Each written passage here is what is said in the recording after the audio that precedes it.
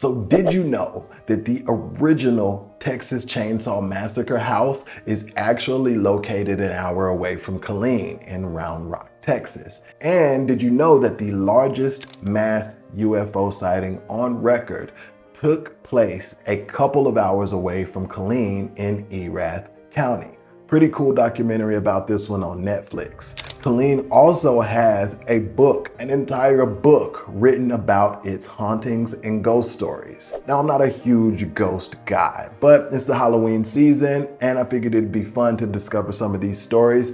Plus, my little boy, 2 years old, is obsessed with like all things ghosts, goblins, skeletons, and zombies. Thank you for that, YouTube. So it's super top of mind for me right now, so I figured it'd be a little bit of fun to dive into some of the most haunted places in Killeen, one of which I guarantee you did not know about. Before we do that, my name is Stephen Harris. I am an associate broker here in the Killeen area. So if you're looking to buy or sell real estate, I'm more than happy to help. Reach out. I would love to hear your story. Now, let's get into probably the most popular haunted place in the area. This story centers around a school bus full of children who all lost their lives due to a tragic crash. And that actually seems to be a motif for a lot of Texas ghost stories. The saying is, if you go to this place and you honk your horn a few times, well, then you will start to see a breath on your window and handprints will start to form in the fog created by those breaths. You'll also hear the sound of children laughing, and other people report feeling really eerie and uneasy feelings there. This place is the Maxdale Bridge. Now, if you go on Google, you'll see exactly where this place is and hear some other people talk about their experience. It has since been closed down due to vandalism and blocked off so nobody else can drive on the bridge. Now, if you do decide to go and visit, you might leave with a ghost story of your own, but you might also leave with a bullet in your butt because this place is bordered on private property. So if you go there, make sure that you go respectfully.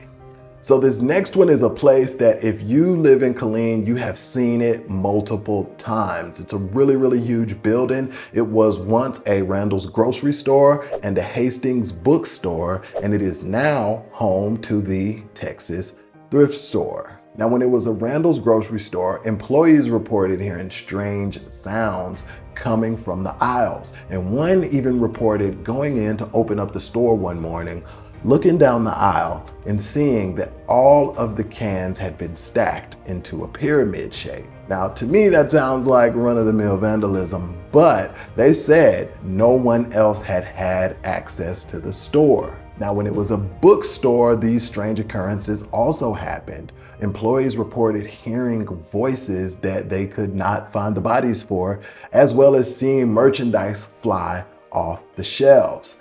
Now, this didn't stop once this building turned into the Texas thrift store. An old employee reports being there later than the rest of the other employees and having a super eerie feeling come over her body. She ran out of the dark storeroom that she was in and up into the office, looked at the security footage to see if she could see anybody lurking around. Now, she didn't see any bodies, but she actually saw these glowing orbs floating in that dark storeroom. Now, she felt like she had definitive evidence now that she was not losing her mind and this place was haunted, but the catch is when she went to show this footage to one of her coworkers, those orbs, they were no longer there. Now, I don't know if this was just exhaustion from working late or run-of-the-mill paranoia, but makes for a really interesting story. And with a very long history of eerie stories, you kind of got to side-eye the Texas thrift store. Now, the last one is definitely a place that all Killeen residents have been because it's located in the heart of downtown Killeen, which is now undergoing this massive renovation. Now, people have reported voices and footsteps, and even doors opening and closing on their own. There's one particular story about an employee that was working late, and she felt a feathery touch on her shoulder.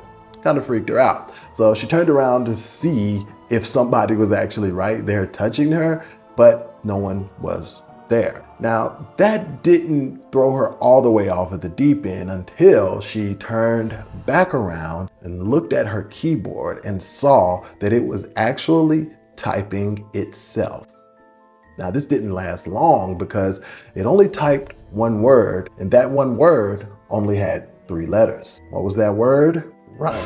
And that's exactly what she did. She got up from her desk and she ran out of that building, vowing to never return. Now, I'm sure she went back to work because, of course, ghost or not, you got to get that check. But she never worked a late night by herself in that building again. And there are also reports of other city employees that just will not do it, will not be there by themselves late at night. Now, it's pretty cool to visit these stories. I don't know if you believe in ghosts or not, but I would love to hear your ghost stories, so leave them in the comments. And there's a ton of other stories about hauntings in Killeen, one of which involves good old Elvis. And if you want to go a little bit deeper into the subject, there's actually a book by Chet Southworth. I hope I said that right. It's called Ghosts of Killeen, Texas. I actually used that book to source a lot of the material we talked about today. It's a pretty interesting read, and it goes way back over 100 years and has some pretty spooky tales. Hope you guys enjoyed this video, and I will see you on the next one. Peace.